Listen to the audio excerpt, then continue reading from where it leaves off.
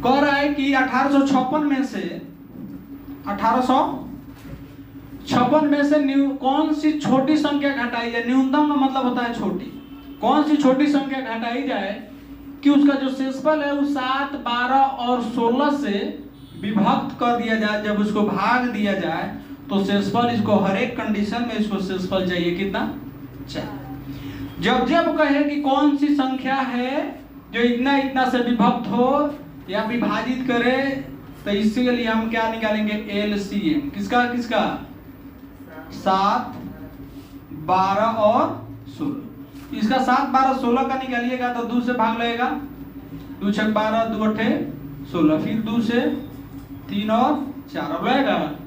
नहीं तो इसका एलसीएम आप निकाले तो आया इसका एलसीएम 2 गुना 2 गुना 7 गुना 3 गुना 4, 2 दूना 4, 4 सत्ते 28, 28 तिहाई 84, 84 गुना 4, 4 चौका 16 के 6, 8 चौका 32 है 336 आ रहा है ना, 336।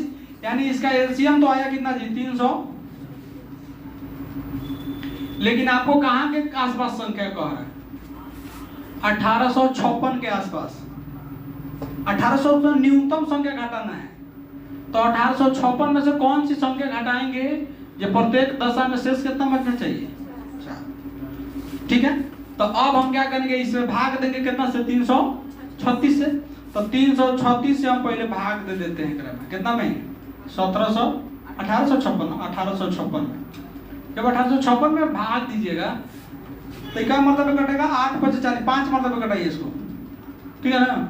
6 5 30 के 0, हाथ में 3, 5 3 15, 3 18, 5 3 15 1। देखिए कोई गलती नहीं ना है,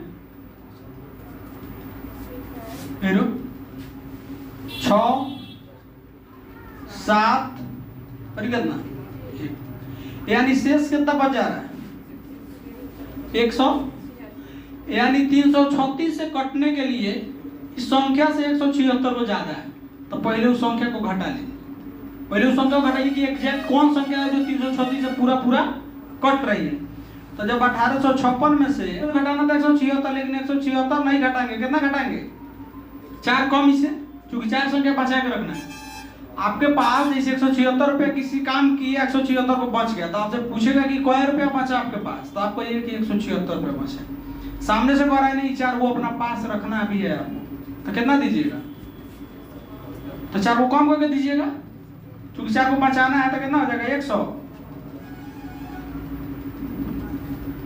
ठीक है, कितना घटाया जाए, तो कितना घटाइएगा,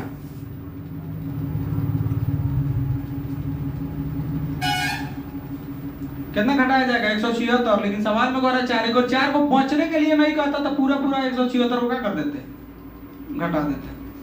लेकिन बचाना है तो उतना कम करके तब उसको माइनस करके देंगे, ठीक है।